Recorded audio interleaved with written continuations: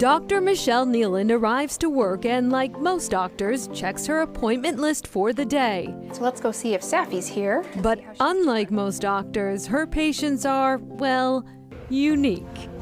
We have asparagus, belladonna, Cato, fluffy butt. Just ask Shelley, the gatekeeper and official greeter. And he's really good at giving kisses today. I'll think. Dr. Nealand specializes in the exotic. Call it what you will. She is an odd pet doctor. I often tell people if it's not a dog or a cat and it can fit through the door, like sure, we'll see it. Hi, sweetheart. First up, 19-year-old cockatoo, Dave Marie. She has some anxiety issues, and that results in her plucking her feathers. And sometimes it's bad enough that she needs a little support. Davy suffers from an overactive hormone problem. Hi, sweetheart. Doc Nealand takes her into surgery to insert an implant to help curb the anxiety. I know you're okay. You're okay, sweetheart. It's lights out for Mrs. Dave and a quick surgery for the team.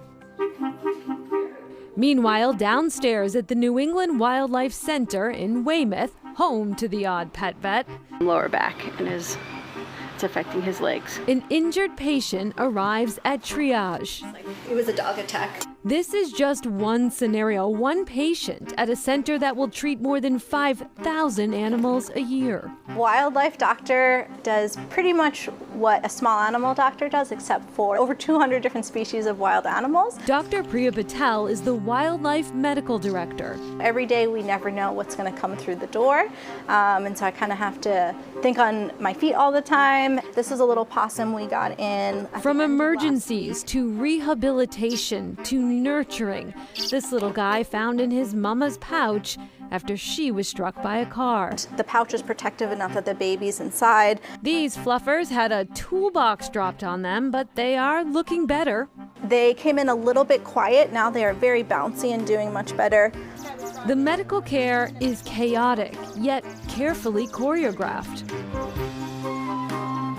Some of these orphaned baby robins need to be hand-fed every 15 minutes. Meanwhile, food donations are sorted and outside while a hawk is being treated for potential rat poison ingestion. A feast is prepared for a gang of raccoons. Surprisingly, these dumpster divers are among the most expensive animals to treat. And thanks to their rascally routines, the trickiest. We have to make sure to put extra locks on it. They're really good at slipping their little hands through and opening the cages. One day we came in and the door was open and they were all sitting on top of the cage. Back upstairs while Dave Marie recovers. She's a sweetheart of a bird. Dr. Nealand is seeing patient number 2, Safi. Great. Back in for a checkup after a bit of a beak lift last week. Nealand says one of the more challenging aspects of being an odd pet vet is not treating them necessarily, but how to treat them. Even down to what instruments do we use. For example, when I do a dental on a sugar glider that's, this big, they don't make standard dental tools that are that small. So often I'm kind of rigging things with, needles and kind of making my own MacGyvering things together to work for these teeny tiny little critters. So how does one become an exotic vet? For Nealand, it started in childhood. I'm a vet, but I'm allergic to dogs and cats. So that meant growing up, I had lizards and turtles and fish and all those, quote unquote, exotic species. So for me, I think that's part of the reason why I ended up going down this route. This teaching hospital not only helps train future veterinarians, educating odd pet owners is key. What happens if he bites? It hurts. How are you keeping this animal at home? Into the nitty-gritty detail. Like, it's not enough to say, oh, it has a UV light. Okay, what kind? What strength? How is it positioned? How far away is it? Let's all of those details matter. When this visit wraps, asparagus is already waiting to be seen. Though this may be a day in the life here, there is no such thing as a typical workday, and that's just the way the staff would have it. I enjoy that a lot of times I come into work and I look at the schedule and, I have literally no idea what's going to walk in the door. my goodness. And back to our cockatoo, Dave Marie.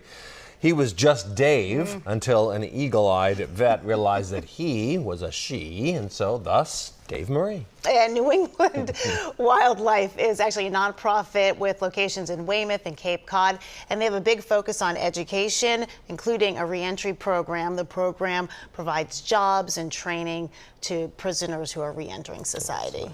Coming up next, creating community through ice cream.